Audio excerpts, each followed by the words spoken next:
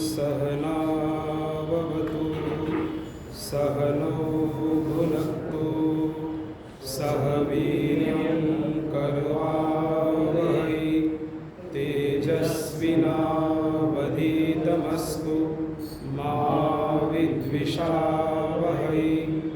ओम शांति शांति शांति।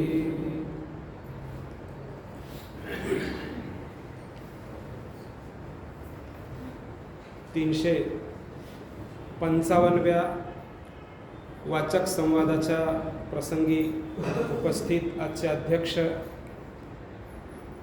ज्येष्ठ बंधू आदरणीय प्राध्यापक श्रीरामजी चामले, या ठिकाणी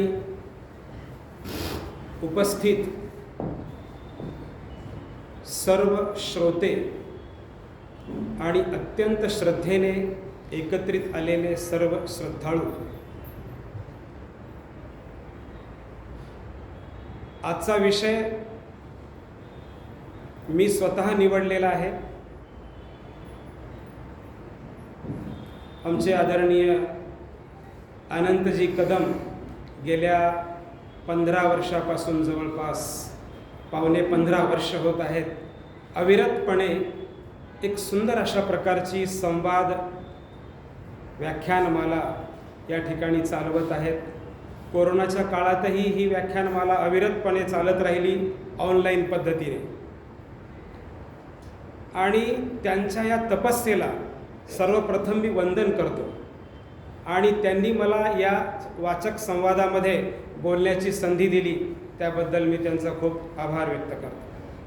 कारण इथे बोलण्याची संधी मिळणे, आतापर्यंत ऐकलो अनेक वक्त्यांनी दूरवरून येऊन म्हटलं की आम्हाला इथे एकदा तरी यायचं आहे, पण उदगीरमध्ये राहून ही संधी उपलब्ध करून दिली त्याबद्दल मी आपला खूप आभारी आहे. 4 दिवसापूर्वी जसा फोन आला की सर तुम्हाला बोलायचं आहे, विषय सांगा.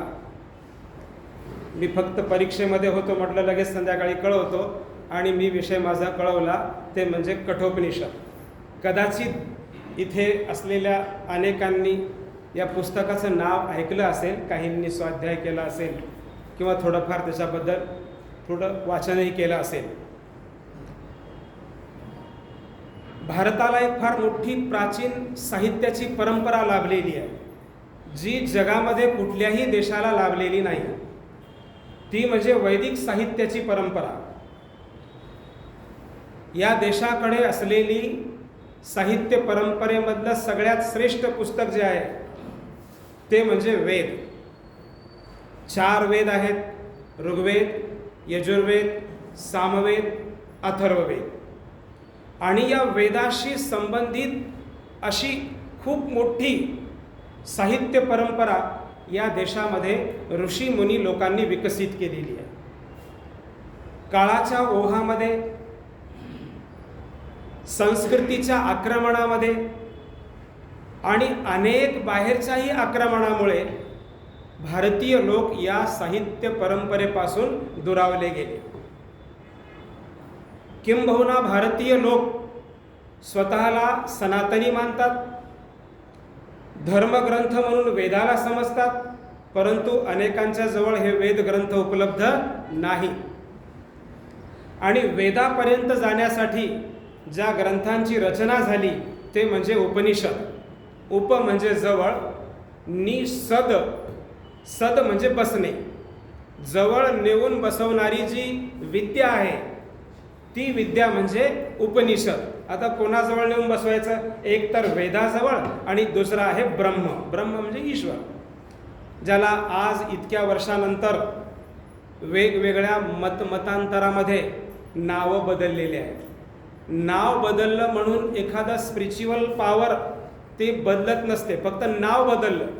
कोणी देव म्हणतो, कोणी ईश्वर म्हणतो, कोणी ब्रह्म म्हणतो, कोणी विष्णू म्हणतो, कोणी शिव म्हणतो. वेगवेगळ्या प्रकारच्या नावांनी त्याला हाक मारलं जाते. त्याच्याविषयीची जी काही माहिती आहे, जे सर्वसामान्यपणे आपल्या नजरेच्या बाहेर आहे, त्याविषयी मांडणारा ग्रंथ समूह म्हणजे उपनिषद. उपनिषद किती आहेत? शेकडो उपनिषद आहेत. पण तरीसुद्धा त्या शेकडो उपनिषदामध्ये 11 उपनिषदांना खूप मोठं प्राधान्य लाभलेलं आहे.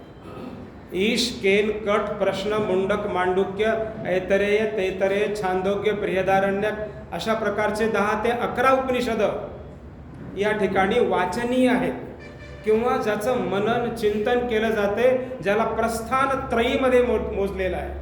प्रस्थान त्रयी म्हणजे जिथे आपला जो प्रस्थान आहे, आपली जी यात्रा आहे ती अध्यात्माकडे असते. ती यात्रा जर आरंभ करायची असेल तर या 3 ग्रंथांना शिकावं लागते. एक म्हणजे भगवद्गीता, म्हणजे उपनिषद समूह आणि तिसरा म्हणजे ब्रह्मसूत्र. बादरायणाचं ब्रह्मसूत्र, व्यासाने दिलेल्या महाभारताचा एक भाग म्हणजे भगवद्गीता आणि एक आहे उपनिषद समूह. 11 उपनिषदामध्ये ईश, केन, कठ 3ऱ्या क्रमांकावर या उपनिषदाचं वर्णन आहे. आपण इथे चित्रामध्ये पाहिलं असेल, प्रत्यक्ष पुस्तकाच्या कव्हर पेजचं हे चित्र आहे. हे पाहिल्यानंतर काहीतरी वेगळं वाटतं. हातामध्ये गदा घेतलेला कोण असेल बाबा, तर तो कोण आहे? यमराज आहे. हे संकल्पचित्र आहे. विज्ञानवादी, विज्ञाननिष्ठ, विज्ञानाची विचारधारा मानणारे सगळेच लोक संकल्पना दुरावतात, तुला करतात.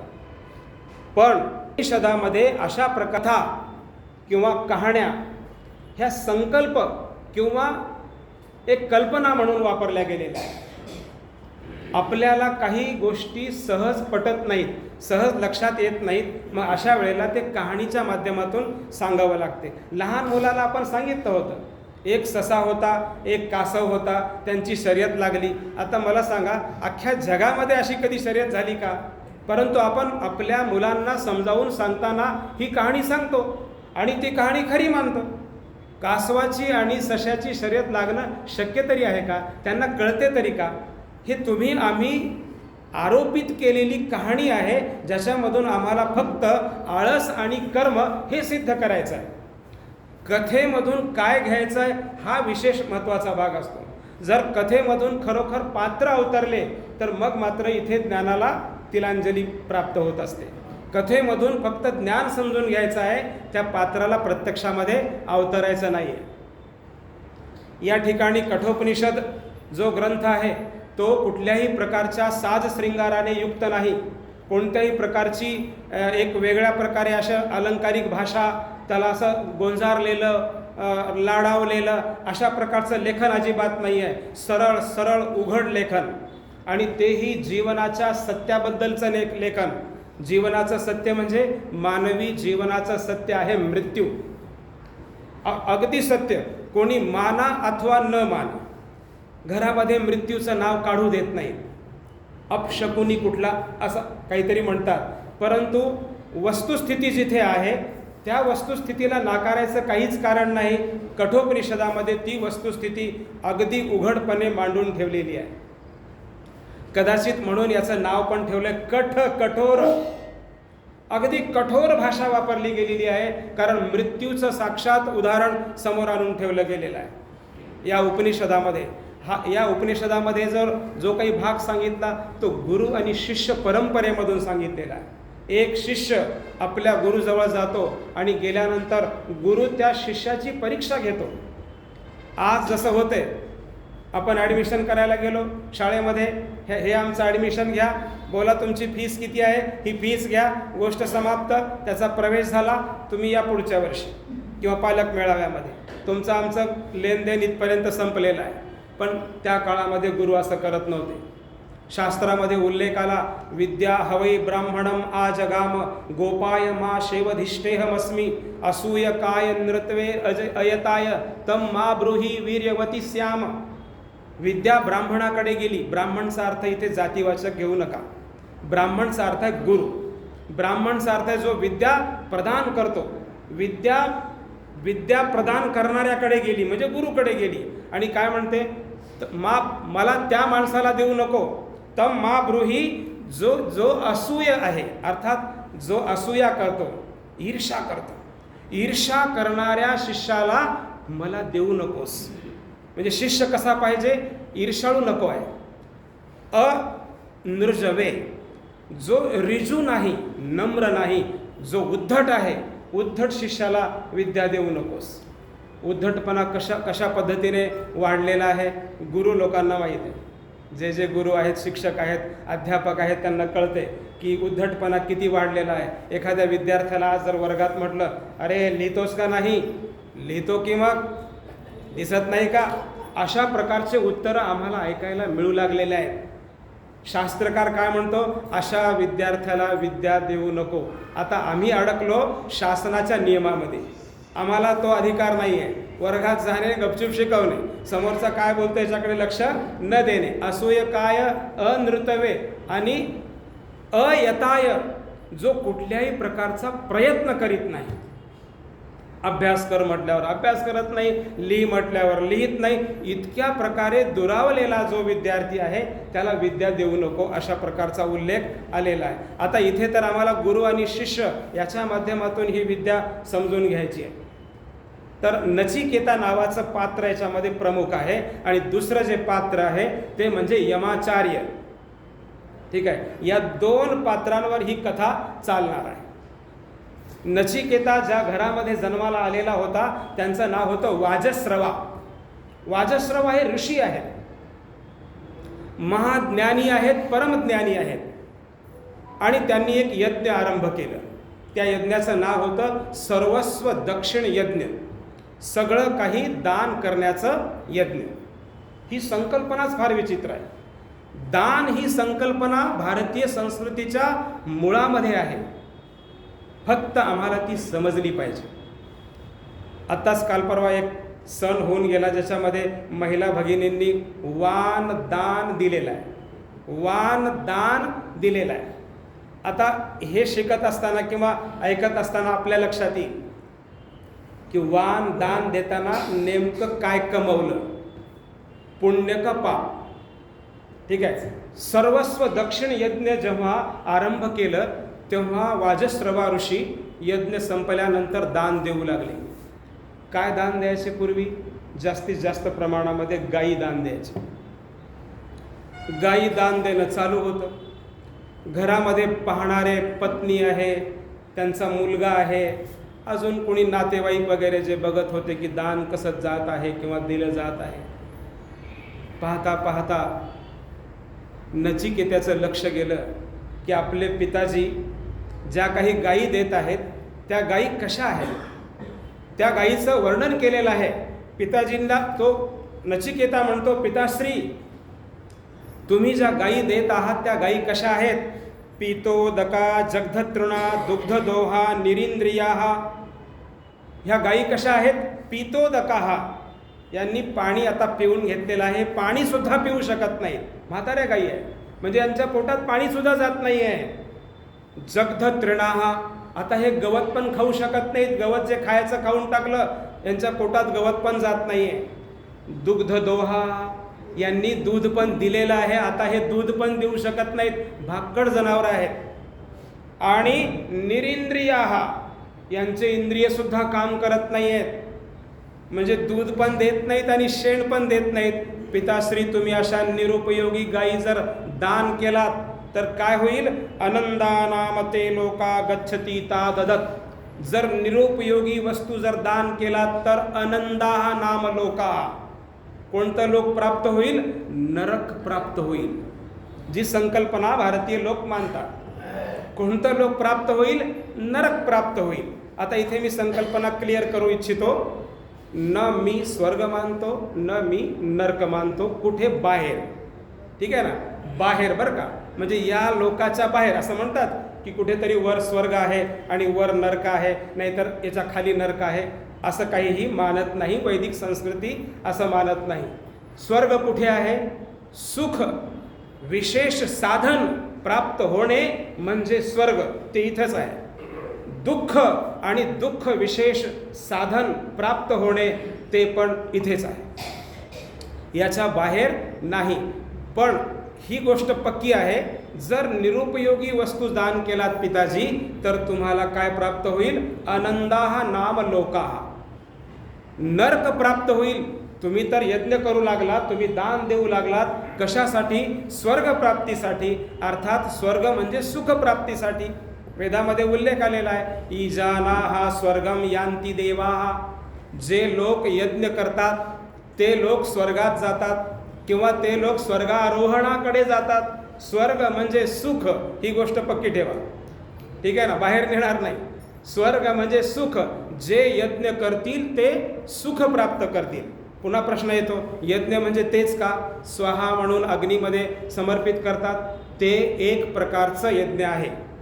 यज्ञ म्हणजे समर्पण, यज्ञ म्हणजे दान, यज्ञ म्हणजे सत्संग, यज्ञ म्हणजे ही जी चाललेली व्याख्यानशाला आहे, मी इथून आहुती देत आहे आणि तुम्ही ती आहुती स्वीकार करीत आहात. मी आहुती टाकत आहे, ठीक आहे, एक एक शब्द देत आहे आणि तुमचे जे कान आहेत, तो जो आत्मा आहे, एक एक शब्द आहुती घेत आहेत. ही सुद्धा काय आहे? ज्ञान यज्ञच आहे. यज्ञ अनेक प्रकारे आहे, जिथे समर्पण आहे ते आहे यज्ञ. मग अशा प्रकारचं यज्ञ जर निरुपयोगी ठरलं, बिनकामाचं ठरलं, तर ते दुःखदायी असते, नरक प्राप्त करून देणारं असते. पिताश्री, तुम्ही अशा चुकीच्या वस्तू का दान देत आहात? तुम्हाला नरकात जायचं आहे का? आता विचार करा, घरातल्या छोट्या मुलानं जर त्याच्या वयाच्या अपेक्षाकृत गोष्ट जर मोठी केली तर आपण काय करतो? गप्प बस, तुला काही कळत नाही, एवढा एवढासा आहेस आणि एवढ्या मोठ्या गोष्टी करतोस, असं म्हटल्याबरोबर त्या पिताश्रीला थोडासा राग आला, तरी पण ते गप्प बसले. म्हणजे आपलाच मुलगा आहे, गप्प बसावा. त्याने क्रॉस क्वेश्चन, प्रश्न विचारला. तुम्ही जर अशा भाकड गायी दान देत असाल तर पिताश्री तुम्ही मला सांगा आता की मग तुम्ही मला कोणाला देणार आहात? कारण घरातलं सगळं काही दान करणार आहात, तर मग तुम्ही मला कोणाला देणार आहात? मी पण घरातलंच आहे ना, मला कोणाला देणार आहात? पिताश्री गप्प बसले, वाजश्रवा शांत बसले. मुनी आहेत, ऋषी आहेत, थोडासा त्यांनी विचार केला असेल, शांत बसले आणि लगेच पुन्हा म्हटलं, पिताश्री ऐका, तुम्ही मला कोणाला देणार आहात? तरी पण शांत बसले. दोनदा झालं, टेम्परेचर वाढत होतं. एकच गोष्ट पुन्हा पुन्हा विचारल्यानंतर सगळ्यांचंच टेम्परेचर वाढत असते आणि भस्कन माणूस काहीतरी बोलून जातो. तिसऱ्यांदा परत विचारलं, पिताश्री तुम्ही मला कोणाला देणार आहात? आता मात्र वाजश्रवाच्या धैर्याचा बांध तुटला. त्यांनी एका क्षणाचाही विलंब न करता काय म्हटलं? मृत्युवे त्वाम ददामी, मी तुला मृत्यूला देणार आहे. इथे शब्द फार सभ्य आहेत, कारण भाषा संस्कृत आहे. इथे फार काही असं भयानक शब्द वापरत नाही. मराठी भाषा असती तर आपण तो शब्द वापरला असता आणि सहज वापरतो, जा कुठे मसनार. मृत्यूचं दुसरं रूप ती जागा, मृत्युवे त्वाम ददामी असं म्हटल्याबरोबर तो नचिकेता विचार करतो की घरामध्ये अनेकांपैकी मी लहान आहे, अनेकांमध्ये मी मोठा आहे, नेमकं माझं मृत्यूचा काय संबंध? जे पिताश्रींनी म्हटलं की मृत्यूला देणार आहे, काहीतरी विचार केला असेल ना. माझ्या बाबतीमध्ये सगळ्यांना देऊ लागलेत, ब्राह्मणांना गाय देऊ लागलेले आहेत, अजून कोणी आलं त्यांना वेगवेगळ्या वस्तू देत आहेत. माझं जे स्वरूप ठेवलं ते मृत्यूसाठी ठेवलं, हे का ठेवलं असेल? हाही त्याने विचार केला आणि तो आहे नचिकेता. नचिकेताचा अर्थ तुम्हाला सांगतो. न म्हणजे नाही, चिकिता म्हणजे चिकित्सा. अजून त्याने चिकित्सा केलेली नाही, त्या वाटेवर आहे, तो जिज्ञासू आहे.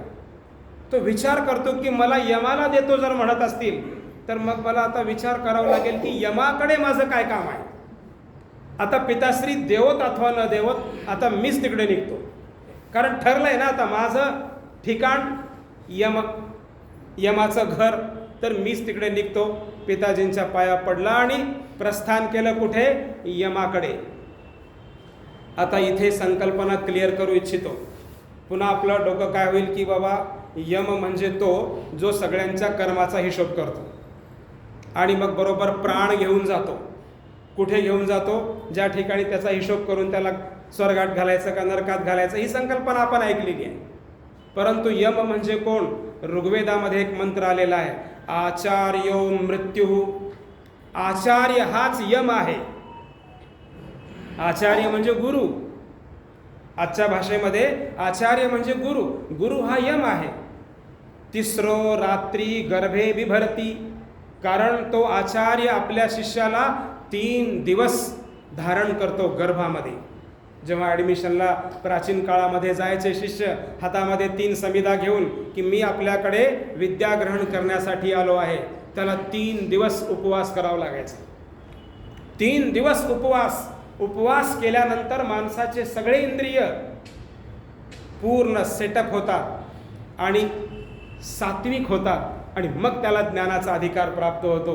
आचार्य त्या विद्यार्थ्याला 3 दिवस 3 रात्री आपल्या गर्भात धारण करतो आणि मग कुठे जाऊन त्याचा दुसरा जन्म होतो. तेव्हा त्याला म्हणतात द्विज. शब्द ऐकला असेल. द्विज म्हणजे दुसरा जन्म ज्याला प्राप्त होतो. पहिला जन्म आईच्या उदरातून आणि दुसरा जन्म गुरुच्या गुरुकुलातून, गुरुच्या गुरुकुल रूपी उदरामधून. कारण तिथे गेल्यावर तो खरा मनुष्य बनायला सुरुवात होत असते. ज्ञान प्राप्त झाल्यानंतर माणूस बनतो. ज्या वेळेला हा नचिकेता यमाच्या घरी गेला, यमराज घरी नव्हते. म्हणजे कोण घरी नव्हते? आचार्य घरी नव्हते. हा, कल्पना तिकडे जाऊ देऊ नका, ठीक आहे ना. फक्त चित्रच आहे, कसं कल्पना चित्र, तो यम वगैरे काही नाही. आचार्य घरी नव्हते. आचार्य कुठेतरी प्रचारार्थ म्हणा, भेटीगाठीसाठी म्हणा ते गेलेले होते आणि त्यांना यायला उशीर झाला. आचार्य फार पोहोचलेले होते. यमाचार्य नाव त्याचं नामकरण करतो. यमाचार्य 3 दिवसानंतर परत आले. घरी आल्याबरोबर त्यांच्या घरच्या लोकांनी, पत्नीने, बाकीच्या लोकांनी सांगितलं की बाबा या आपल्या घराच्या दारावर एक ब्रह्मचारी बटू येऊन बसलेला आहे. तो घराच्या आत पण येत नाही आणि आम्ही दिलेलं काही खात पण नाही. तो उपवास करून बसलेला आहे, उपाशी आहे, काहीच घेतलेलं नाही, पाणी सुद्धा घेतलेलं नाही. यमाचार्य घाबरले, म्हणे फार मोठं पाप झालेलं आहे. एका गृहस्थी माणसाच्या दारावर जर कोणी उपवासी बसत असेल, त्याची इच्छा पूर्ण होत नसेल, तर सगळ्यात मोठं पाप त्या गृहस्थी माणसाला लागत असते. याचा उल्लेख फार सुंदर एका शास्त्रामध्ये केलेला आहे. अतिथिर यस्य भग्नाशः गृहात प्रतिनिवर्तते स तस्मै दुष्कृतम दत्वा पुण्यम आदाय गच्छति. जर एखादा अतिथी घरामध्ये दुखी राहिला, कुठल्याही प्रकारची इच्छा पूर्ण न करता निघून गेला, उपाशी राहिला, त्याचा छळ झाला, तर काय होत असते? शास्त्रानुसार त्या माणसाचं पुण्य तो घेऊन जातो आणि स्वतःचं झालेलं सगळं पाप देऊन जातो. म्हणजे त्या गृहस्थी माणसाकडे काय शिल्लक राहिलं? स्वतःचं पाप आणि त्याचं पाप, दोघांचंही पाप शिल्लक राहिलं. आणि दार कशाचं उघडणार मग? नरकाचं. स्वतः यमराज घाबरले, पण आपल्या दारामध्ये एक बटू येऊन बसलेला आहे, 3 दिवसापासून उपाशी आहे, तर याला काहीतरी आता याचा उशाप किंवा याचं भरती कशी करायची. गेला बटूकडे आणि वंदन केलं. हे बटूराज, म्हणे चूक झाली की तुम्ही पण घेतला नाहीत आणि मलाच यायला उशीर झालेली आहे, तर तुम्ही आता मला सांगा, या 3 दिवसाच्या 3 रात्रीच्या बदल्यामध्ये मी तुम्हाला काही देऊ इच्छितो, 3 वर मी देऊ इच्छितो.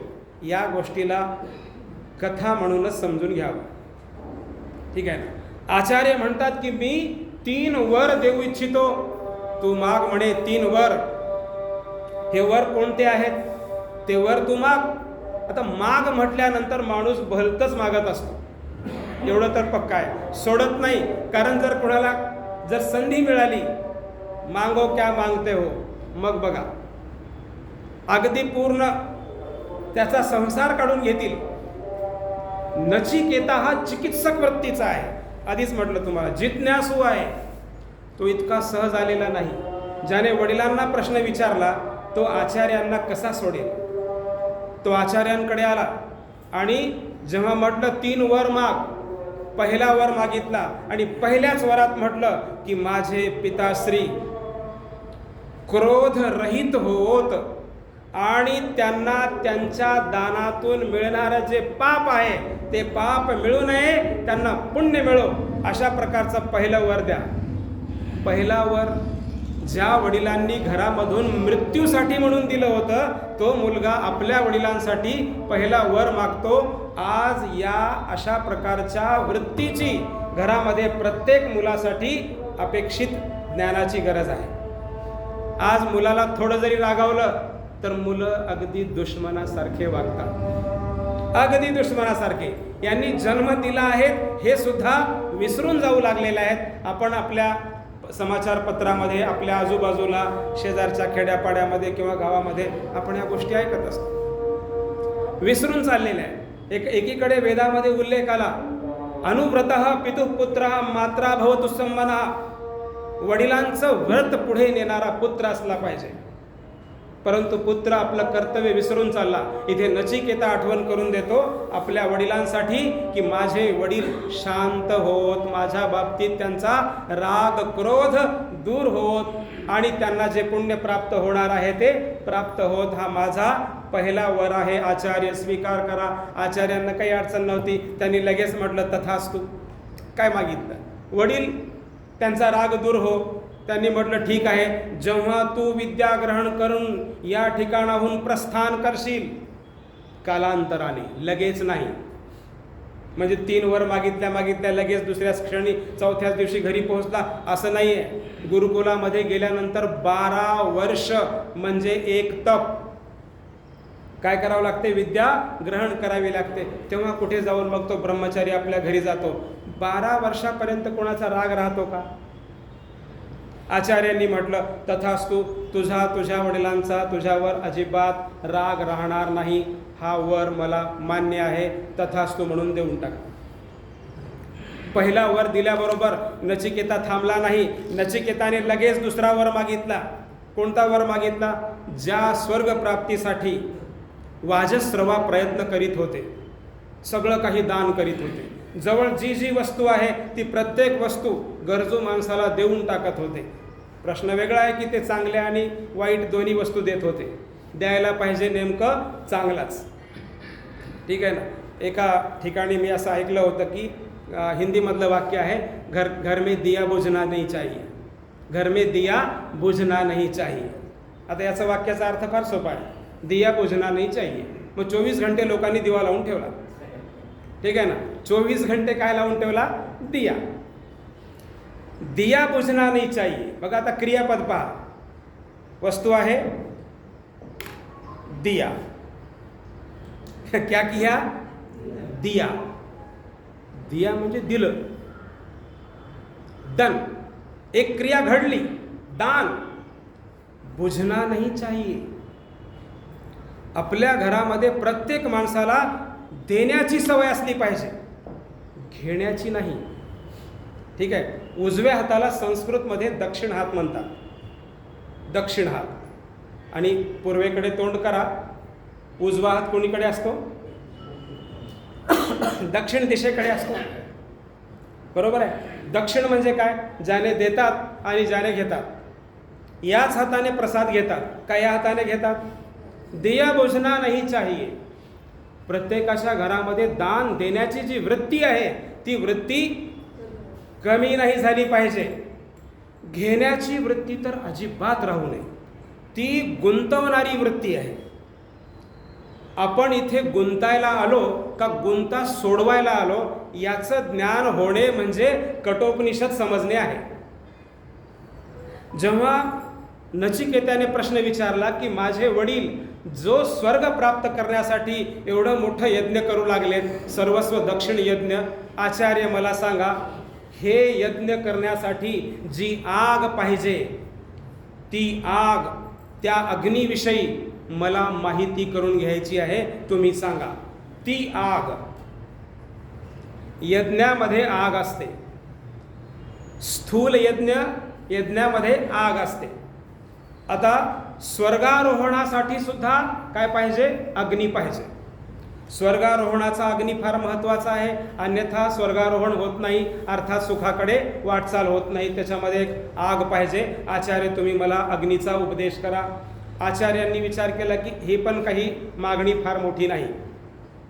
लगेच आचार्य म्हणतात की हे नचिकेता, तू इतका मोठा जिज्ञासू आहेस की तू एवढ्या छोट्या वयामध्ये स्वर्गारोहणाच्या अग्नीची जाणकारी माहीत करून घेऊ इच्छितोस. मी तुला नक्कीच सांगतो, पण तुझ्या इतक्या छोट्या वयामध्ये तू हे विचारतोस, मला इतका आनंद झालेला आहे.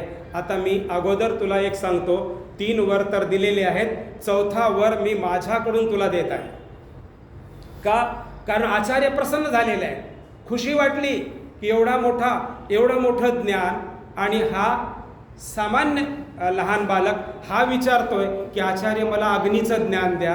तर म्हणे तू ज्या अग्नीचं ज्ञान मागत आहेस त्या अग्नीचं नाव मी आजपासून नचिकेत अग्नी म्हणून ठेवतो. कोणती अग्नी? स्वर्गारोहणाची अग्नी. ज्या अग्नीमुळे मनुष्य स्वर्ग प्राप्त करतो किंवा सुख प्राप्त करतो, ती अग्नी कोणती? नचिकेत अग्नी. आणि आचार्य म्हणतात की ती 3 प्रकारची आहे. किती? 3 प्रकारची अग्नी आहे. आता या अग्नीतून जोपर्यंत कोणी पुढे जात नाही तोपर्यंत सुख प्राप्त करीत नाही, अर्थात स्वर्ग प्राप्त करीत नाही. आता ही गोष्ट अटळ आहे, ही गोष्ट काही मी सांगत नाही आहे किंवा कार्यक्रमाचे संयोजक अनंतजी कदम सांगत नाही आहेत की तुम्ही सांगा सर हे 3 प्रकारची अग्नी आहे आणि सुख प्राप्त करायचं असेल तर इथून जावं लागेल, अग्नीमधून जावं लागेल. ती अग्नी कोणती? 4 आश्रम आहेत: ब्रह्मचर्य, गृहस्थ, वानप्रस्थ आणि संन्यास.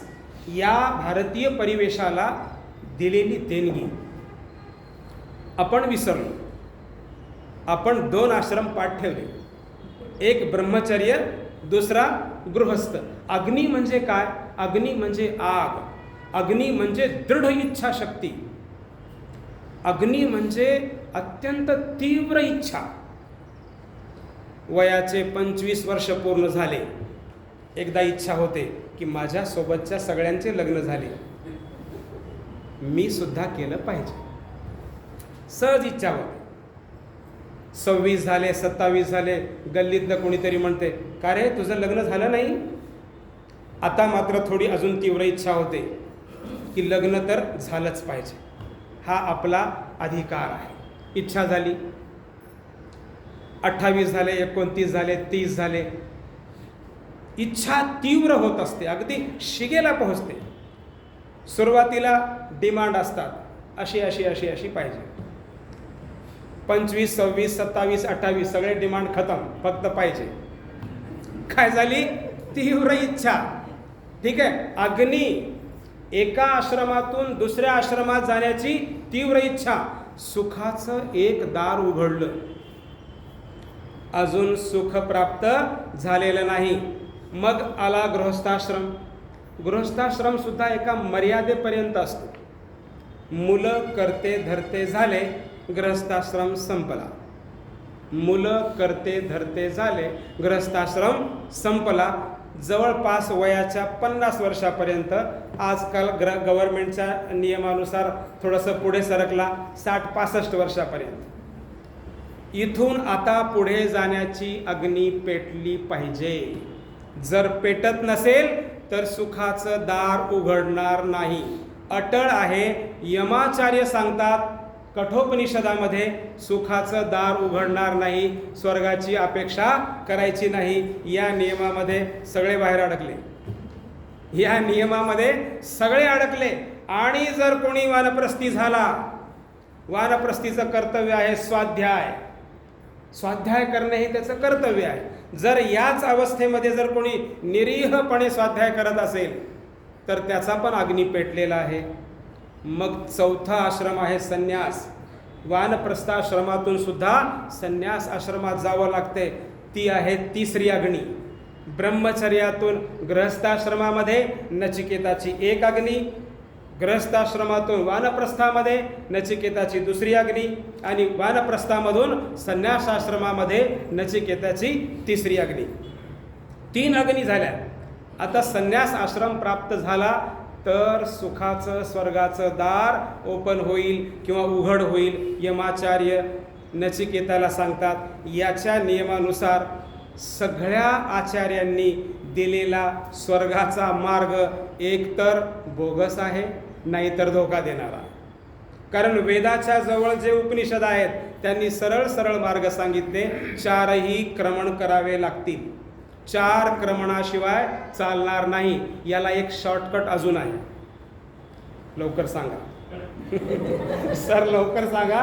शॉर्टकट काय ते लवकर सांगा. शॉर्टकट कोणता आहे? ब्रह्मचर्य आश्रमातून सरळ संन्यासात जाणे. हा शॉर्टकट आहे. जसं उदाहरण जर दिलं तर मी मोठं उदाहरण देतो. जसे आता इथे चित्र आपल्या समोर दिलेलं आहे. आदरणीय रविशंकरजी किंवा स्वामी रामदेवजी महाराज ब्रह्मचर्य आश्रमातून सरळ संन्यासमध्ये, हे 3ही अग्नी पार करून पुढे गेलेले व्यक्ती. एक उदाहरण दिलं बरं का. तात्पर्य अर्थ की ब्रह्मचर्यातून सरळ संन्यासमध्ये हा शॉर्टकट आहे. मधले 2 बंद. ग्रहस्थ नाही, वानप्रस्थ नाही. आता दोन्ही सुटले. म्हणजे काय एक उपनिषद काय सांगतो आणि त्या उपनिषदाच्या स्वाध्यायामधून काय प्राप्त होत असते. तर हा झाला भाग एक. अग्नीविषयी अजून एक सांगतो मी की अग्नी म्हणजे काय. अग्नीना अग्नी समिध्यते. अग्नीने आग पेटत असते. एका दिव्याने दुसरा दिवा प्रज्वलित होत असतो. माणसाची अग्नी ही कुठून असली पाहिजे?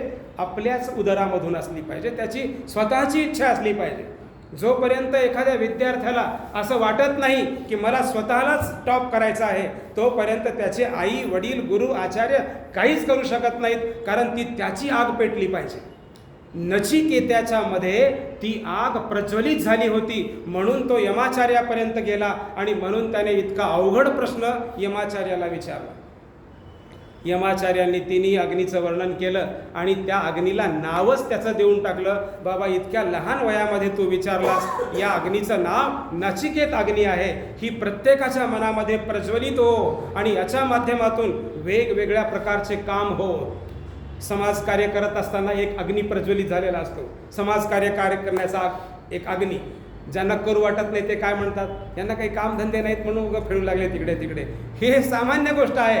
का बरं असं? राष्ट्रासाठी समाजासाठी झटण्याची जी इच्छा आहे ती तीव्र इच्छा ज्याच्यामध्ये प्रज्वलित झाली त्यालाच वाटते की काम केलं पाहिजे. आणि ज्याच्यामध्ये प्रज्वलित झालेली नाही, ज्याची आग विझलेली आहे, त्याला ते काम व्यर्थ वाटत असते.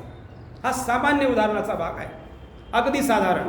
आणि हेच उदाहरणं जर आपण स्वीकारले, ती आग प्रज्वलित केली तर सुखाच्या रस्त्यावर जाण्यासाठी एक पाऊल पुढे गेलो असं समजता येईल. यानंतर आता प्रश्न लवकर पडेल की 3रा वर काय होता. ठीक आहे ना. घडी कालो अश्वो वहती. वेदामध्ये एक वाक्य आहे, कालो अश्वो वहती. काल रूपी घोडा दौड रहा है. ठीक आहे. आणि मी वेळेतच पूर्ण करणार आहे.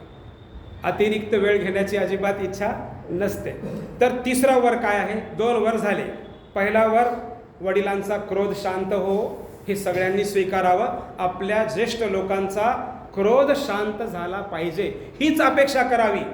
त्यांचा क्रोध वाढवण्याचा प्रयत्न करू नये. नाहीतर विनाकारण आपल्या हाताने नरकाचं दार उघडले आहे. आपल्या हाताने असं विचित्र काम का बरं करावं? तर आपल्यापेक्षा ज्येष्ठ लोकांचा क्रोध शांत व्हावा हीच अपेक्षा करून सुखाचं दार उघडा. दुसरं, ती अग्नी प्रज्वलित व्हावी माझ्यामध्ये, ज्याच्या माध्यमातून स्वतःचा उद्धार, समाजाचा उद्धार, राष्ट्राचा उद्धार आणि आजूबाजूच्या सर्वांचा उद्धार झाला पाहिजे. यांच्यासोबत माझाही उद्धार व्हावा ही जी कळवळ आहे, ही कळवळा माणसाच्या उदरी जन्मास आली पाहिजे. हे 2रं वर आहे. 3रा वर जे सगळ्यांना भेडसावणारा वर आहे, ज्याच्याबद्दल मी आता बोलत होतो की तो यमाचार्यांना म्हणतो की यमाचार्य मला 3रा वर पाहिजे की मृत्यूनंतर माणसाचं काय होते. मृत्यूनंतर हे प्रत्येकाला प्रश्न पडतो की मेल्यानंतर नेमकं होते काय, काहीच कळत नाही ना. हा कधी येतो की कधी निघून जातो की. आम्हाला फक्त एवढंच सांगितलं की यमराज रेड्यावर बसून येतो आणि आत्मा काढून घेऊन जातो. ज्यांनी सिनेमा सिरियल पाहिले त्यांना असं वाटलं की दिव्यासारखं काहीतरी उडत उडत गेलं, ते घेतलं आणि गेलं घेऊन. ही फक्त संकल्पना आहे. याच्यामध्ये कुठलं तथ्य नाही आहे. असं कोणीतरी रेडा येईल आणि तो यमराज येईल आणि उचलून हातात घेऊन जाईल असा काही विषय अजिबात नसतो. विज्ञानाच्या विरुद्ध जगामध्ये कुठलीही घटना घडत नाही. यमाचार्याला प्रश्न विचारला 3रा की मृत्यूनंतर माणसाचं किंवा आत्म्याचं काय होत असते, मृत्यूनंतर काय, प्रश्न कोणाला विचारला? यमाचार्य. ज्याचा तो अधिकारी आहे त्यालाच विचारलं, पोलिसालाच विचारलं तुमच्या जेलची चाबी कुठं असते, त्यालाच विचारलं की तुमची चाबी कुठे आहे. काल शिवरात्री झाली, कालच ना, हां, शिवरात्रीला सगळ्यांनी जवळपास त्र्यंबकम यजामहे सुगंधिम पुष्टिवर्धनम उर्वारुकमिव बंधनान मृत्योर्मुक्षीय मृत्योः मुक्षीय मा अमृतात. हे परमेश्वरा मला मृत्यूपासून दूर कर, मा अमृतात तुझ्यापासून नको, मृत्यूपासून दूर कर, तुझ्यापासून नको. आणि उदाहरण काय दिलं? उर्वारुकम इव बंधनात. ज्याप्रमाणे उर्वारुक म्हणतात खरबुजा, आजकाल बाजारामध्ये खरबुजा खूप येऊ लागलेला आहे.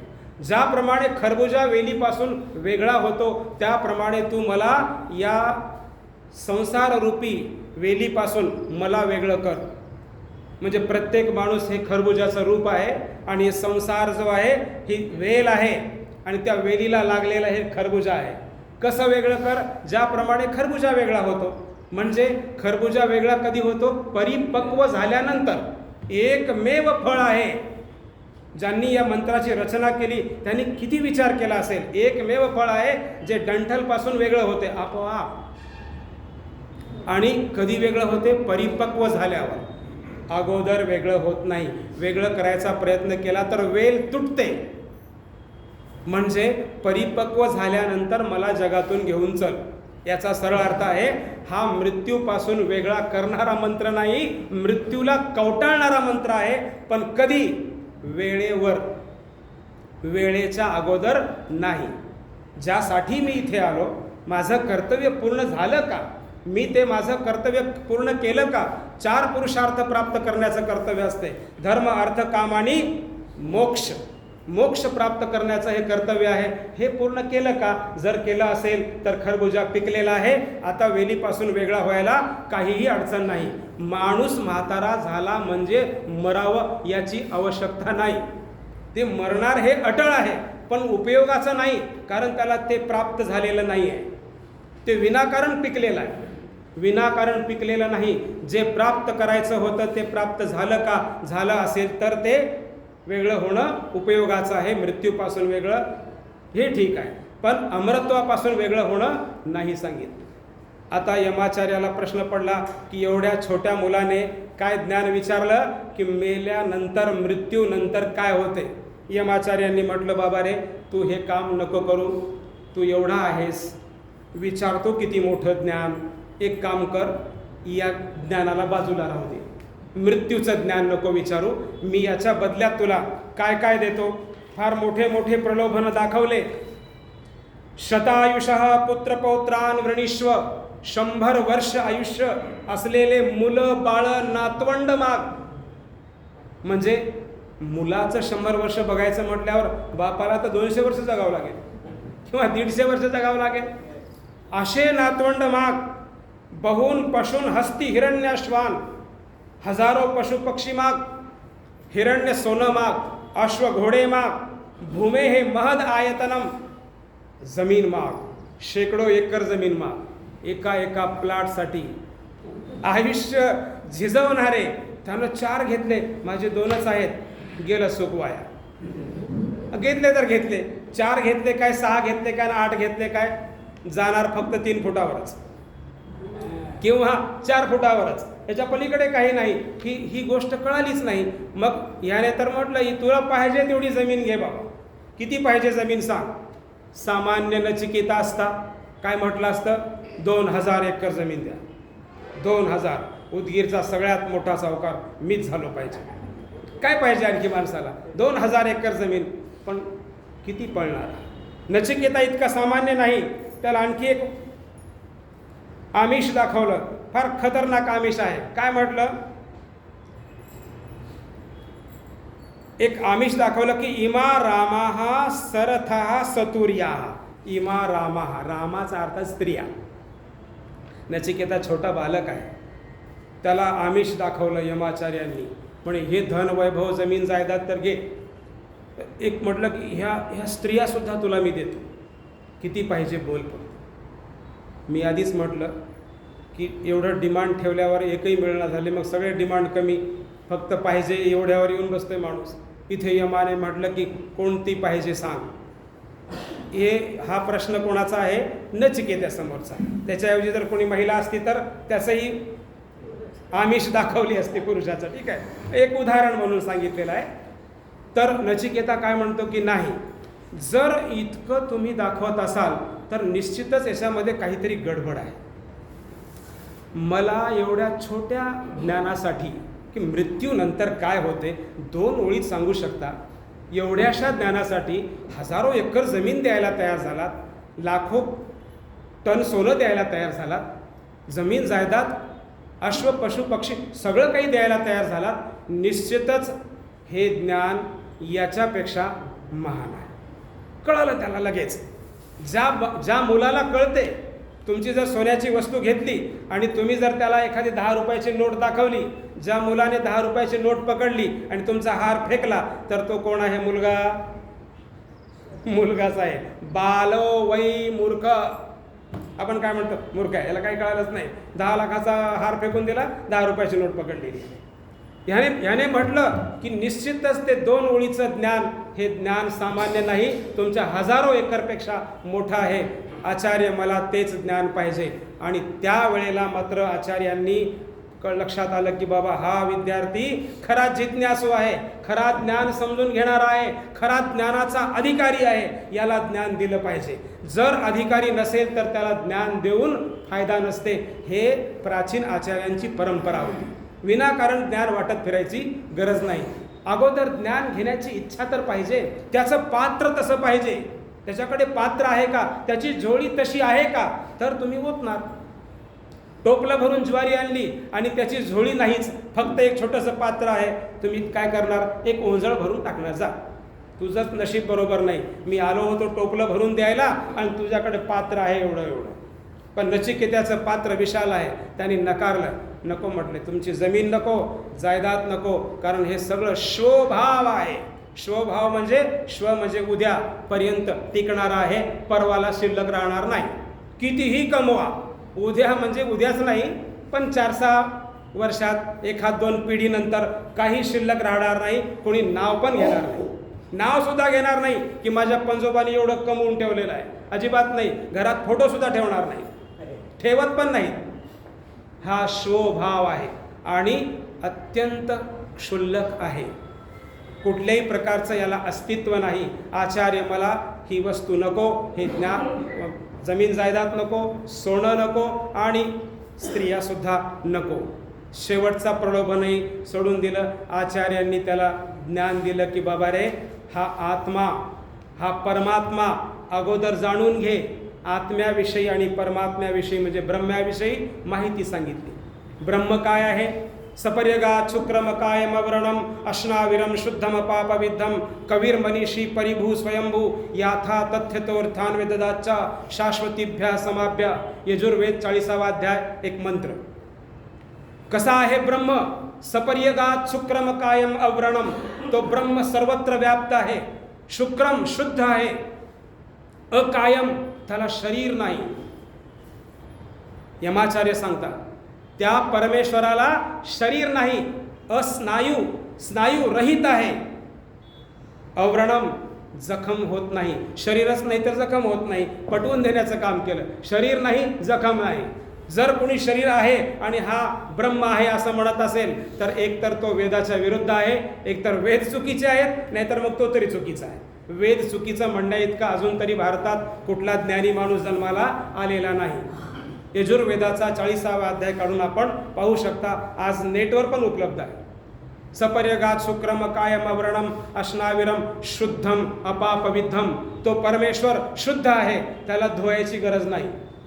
तुम्ही कशाने धुणार आहात? पाण्याने. जे पाणीच त्याने बनवलं, त्याने धुवायची गरज नाही. अपापविद्धम, तो कुठल्याही पापाने मळत नाही, त्याला राग येत नाही. त्याला प्रसन्न करण्याच्या भानगडीत जाऊ नका. म्हणजे एवढं केलं तर देव माझ्यावर खुश होईल. अजिबात खुश होत नाही. खुश होणे, नाराज होणे हे ईश्वराचं लक्षण नाही. डोक्यातून संकल्पना काढून टाकली पाहिजे. कठोपनिषदाचे आचार्य सांगतात की परमेश्वर कधीच नाराज होत नाही, कधीच प्रसन्नही होत नाही. कठोपनिषदकार सांगतात हा ब्रह्म आहे. आणि आत्मा कोण आहे? आत्मा एकदेशी आहे, एका शरीरामध्ये आहे. ऋग्वेदात मंत्र आला, द्वा सुपर्णा सयुजा सखाया समान वृक्षम परिशस्व जाते तयो अन्यः पिप्पला स्वादु अत्ति अनशनन अभिचा कशीती. द्वा सुपर्णा, दोन सुपर्ण आहेत, चांगल्या पंखाचे दोन पक्षी आहेत, गरुडासारखे दोन पक्षी एका झाडावर बसलेले आहेत. एक पक्षी झाडाची फळे खातो आणि दुसरा पक्षी केवळ पाहतो, द्रष्टा म्हणून पाहतो. आता याचा अर्थ काय? प्रकृती हे झाड आहे, प्रकृतीतल्या वस्तू हे त्याचे फळं आहेत. आत्मा हा फळ भोगणारा पक्षी आहे आणि परमात्मा हा पक्षाकडे केवळ द्रष्टा म्हणून पाहणारा दुसरा पक्षी आहे. ऋग्वेदाचा मंत्र आहे, द्वा सुपर्णा सयुजा सखाया. आणि तो कुठे आहे? आताच म्हटलं मी, ओमनी प्रेझेंट, सगळीकडे उपस्थित आहे. पण त्याला बाहेर शोधता येईल का? नाही शोधता येणार, कारण बाहेर आपण नाही. आपण जिथे आहोत तिथेच त्याला शोधता येते. मग कुठे शोधता येते? अत्यतिष्ठत दशांगुलम, मंत्राचाच उल्लेख आलेला आहे. अत्यतिष्ठत दशांगुलम, तो कुठे बसलेला आहे? दश अंगुल, ज्या ठिकाणी तुमचं हृदय आहे याच ठिकाणी तुमचा आत्मा आहे किंवा तुम्ही आहात, त्याच ठिकाणी तो ईश्वर आहे किंवा ज्याला आपण परमेश्वर म्हणू, ब्रह्मा म्हणू, सुप्रीम पॉवर म्हणू, तो त्या ठिकाणी आहे. आणि कशा पद्धतीने आहे? उदाहरण दिलेलं आहे, जशी ही मूठ असते, मुठीच्या मध्ये एक वस्तू आहे, ही मूठ आहे. कल्पना करा, हा आत्मा आहे आणि हा परमात्मा आहे, व्याप्त आहे, चारीकडून व्याप्त आहे. त्याला शोधायचं असेल तर कुठे शोधावं लागेल? मध्ये शोधावं लागेल. या कठोपनिषदाच्या पुढच्या भागामध्ये असा उल्लेख आला की श्रेय आणि प्रेय मार्ग आहेत, दोन मार्ग. श्रेय मार्ग म्हणजे मार्ग, प्रेय मार्ग म्हणजे भौतिक मार्ग. नचिकेता, तू आता मी सांगितलेल्या विद्येचा अभ्यास कर आणि श्रेय मार्ग स्वीकार कर, प्रेय मार्ग स्वीकार करू नको. आणि हे कधी होईल? यम, नियम, आसन, प्राणायाम, प्रत्याहार, धारणा, ध्यान, समाधी, 8 योगाच्या अंगांचा अभ्यास केला तर तुझी जी बाहेर जाणारी ऊर्जा आहे ती अंतर्मुखी होईल. कारण आपले इंद्रिय सगळे बाहेर तोंड करून आहेत आणि परमात्मा कुठे आहे? आतमध्ये आहे. इंद्रिय कुठे आहेत? बाहेर आहेत. आणि परमात्मा हा इंद्रियातीत आहे, डोळ्याने दिसत नाही, कानाने ऐकू येत नाही, हाताने स्पर्श करता येत नाही. ज्या ज्या वस्तू डोळ्याने दिसतात ते परमात्मा नाही, तो ईश्वर नाही. जे जे कानाने ऐकू येते ते ईश्वर नाही, जे जे स्पर्श केल्याने जाणवते ते ते ईश्वर नाही. मग काय करावं लागेल? त्याला अंतर्मुखी व्हावं लागेल. आणि म्हणून तुम्ही बघा, बऱ्याच मंदिराच्या बाहेर काही प्रतीक असतात, आपण पाहिले असतील. महादेवाच्या मंदिराच्या बाहेर नंदी असतो, शक्तीचं प्रतीक आहे. मध्ये जायचं असेल तर एवढी ताकद पाहिजे, आत्मिक बल. विष्णूचं मंदिर, कृष्णाचं मंदिर, नारायणांचं मंदिर, त्याच्या मंदिराच्या बाहेर काय असते? कासव, राईट, कासव असते. कासवाचं हे प्रतीक आहे. आपण पाया पडतो, मध्ये जातो, काही घेणं देणं नाही. कासव हे प्रतीक आहे. जेव्हा जेव्हा बाह्य विषयांचा स्पर्श होतो तेव्हा तेव्हा कासव आपले 5ही इंद्रिय आतमध्ये खेचतो. 2 हात, 2 पाय, शेपूट किंवा तोंड जे असेल ते पूर्ण आतमध्ये खेचतो आणि अंतर्मुखी होतो. ज्या माणसाला अंतर्मुखी होण्याची सवय आहे, अभ्यास आहे, त्याच व्यक्तीने मध्ये जावं. ज्याला अंतर्मुखी होण्याची सवय नाही, ज्याला कुठल्याही प्रकारचा अभ्यास नाही, त्याने मध्ये जाऊन काहीही त्याला मिळणार नाही. कारण पळी खिरीत गेली काय आणि आमटीत गेली काय, पळीला कुठलीच चव नाही. कारण पळीला चव घ्यायचं माहीतच नाही. ज्या व्यक्तीला आपले इंद्रिय आतमध्ये खेचून घेण्याची सवय आहे, अभ्यास आहे, त्याला प्रत्याहार असं नाव शास्त्रामध्ये आलेलं आहे. जर आपल्या बाह्य इंद्रियांना आतमध्ये आपण खेचून घेऊ लागलो तर अंतःकरणामध्ये उतरू शकतो. म्हणजे इंद्रिय आणि आत्मा याच्यामध्ये जे मनरूपी दोरी आहे त्या मनाला जर इंद्रियाकडे लावलं तर प्रेय मार्गामध्ये जातो माणूस, आणि त्या मनाला जर आत्म्याकडे लावलं तर माणूस श्रेय मार्गाकडे जातो. कारण मनाला फक्त दृश्य बघायचं आहे. तो जर याच्या संपर्कात आला तर इकडचं दृश्य होईल दिसेल, आणि याच्या संपर्कात आला तर या खिडकीतून इकडचं दृश्य दिसेल. इकडं प्रेय मार्ग आहे, भौतिक संसाधनं आहेत. भौतिक संसाधनाकडे जोडलात तर भौतिक वस्तूच प्राप्त होतील आणि इथेच परत परत यावं लागेल. कुठे? या जगामध्ये इथेच पुन्हा पुन्हा यावं लागेल, कारण इथे जोडलेले आहात. जर इकडे जोडलात तर मग इथे येण्याची गरज नाही. चौथा पुरुषार्थ सिद्ध होतो, धर्म अर्थ काम आणि मोक्ष हे सिद्ध होत असते. आणि यमाचार्य म्हणतात करोडो लोकांमध्ये फार कमी लोकांना हे ज्ञान कळते, आणि ज्यांना कळालं त्यांच्यापैकी फार कमी लोकांना हे ज्ञान वळते. म्हणजे मी सांगितलो म्हणजे मला कळालं असाही अर्थ नाही, आणि आपण ऐकलो म्हणून आपल्यालाही कळालं असाही अर्थ नाही. कारण बऱ्याच गोष्टी अशा स्वतः यमाचार्य, मी आधीच म्हटलं, कठोपनिषद हे उघड ज्ञान आहे, ओपन वायरिंग, कुठल्याही प्रकारचं लेप लावलेलं नाही. त्याला हात लावल्याबरोबर शाट लागणार. आणि याने सरळ म्हटलं की जर या खिडकीतून पाहिलात तर प्रेय मार्ग आहे, या खिडकीकडे गेलात तर श्रेय मार्ग आहे. आपण ठरवायचं की नेमकं. नचिकेताने तर आधीच म्हटलं जमीन नको, जायदाद नको, हे नको, ते नको, मला मृत्यूचं ज्ञान पाहिजे. त्याने श्रेय मार्ग स्वीकारला आणि तो सरळ सरळ श्रेयाकडे निघाला, अर्थात मोक्षाच्या वाटेने प्रवास करू लागला. संस्कृत साहित्यामधला, वैदिक वाङ्मयामधलं अत्यंत जड असं एक उपनिषद सरळ सरळ करण्याचा मी प्रयत्न केला माझ्या परीने.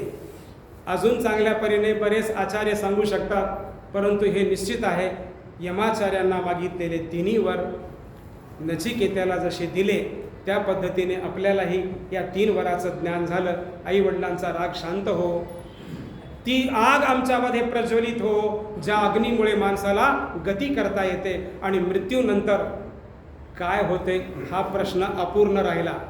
यमाचार्य शेवटी उत्तर देतात. हो, नाहीतर काय होईल, नेमकं तेच राहून जाईल की मृत्यूनंतर नेमकं काय होते. मृत्यूनंतर नेमकं काय होते एका वाक्यात उत्तर दिलं, आत्मा परमात्मा जाणून घ्या, श्रेय आणि प्रेय मार्ग जाणून घ्या, श्रेय मार्गावर चालण्याचा प्रयत्न करा. आणि आत्म्याचं पुन्हा काय होते, कर्मानुसार आत्मा शरीर धारण करतो.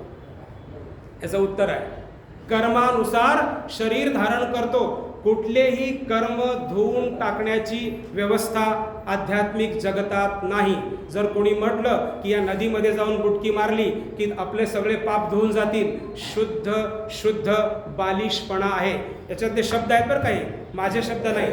बालाहा वै ते सर्वे, ते सगळे बच्चे आहेत ज्यांना असं वाटते की असं केल्यानंतर सगळे पाप धुवून जातील. अजिबात धुवून जात नाहीत. त्याच्यानुसार कर्मानुसार फळ प्राप्त करावे लागतात. हे 3ऱ्या प्रश्नाचं उत्तर आहे. अशा प्रकारे यमाचार्यांनी 3ही प्रश्नाचे उत्तर दिले. आणि जो मनुष्य या उपनिषदाचा वारंवार अभ्यास करतो, वाचन करतो, श्रवण करतो, अशा प्रकारचं श्रवण केल्यानंतर जे काही त्याला प्राप्त होईल ते ज्ञान आपणा सर्वांना प्राप्त हो. फळ काय आहे, नचिकेतम उपाख्यानम मृत्युप्रोक्तम सनातनम उक्त्वा श्रुत्वाच मेधावी ब्रह्मलोके महीयते. एक बुद्धिमान माणूस हे ज्ञान समजून घेऊ शकतो, अन्यथा हे ज्ञान समजणं कठीण आहे. अशा प्रकारे स्वतः यमाचार्य शेवटच्या श्लोकामध्ये सांगतात. निश्चितच मी सांगितलेल्या जे काही प्रसंग आहेत, ज्या गोष्टी आहेत आपल्याला समजल्या असतील. वेळ पूर्ण झालेला आहे, 6 वाजलेले आहेत, 7 वाजलेले आहेत. 1 तास आपण दिलेला वेळ पूर्ण केला. आणि जे काही माझ्याकडून कुठे चुकलं असेल, प्रयत्न केला मी सिद्धांताच्या विरुद्ध जाऊ नये, कुणाच्या मनाला कुठली ठेस पोहोचू नये, जे याच्यामध्ये ज्ञान दिलं जसं आहे तसं सांगण्याचा. ठीक आहे ना. आचार्यांनी तर हे पण म्हटलं की श्रेय मार्गाच्या ज्ञानावर प्रश्न केले जाणं फार कठीण आहे. तरी पण काही प्रश्न असतील तर आपण विचारू शकता. माझे 2 शब्द या ठिकाणी संपवतो. आपण खूप शांत चित्ताने ऐकून घेतलात. आपणा सर्वांचं संयोजकांचा आभार व्यक्त करून माझ्या वाणीला विराम देतो. ओम शांती शांती.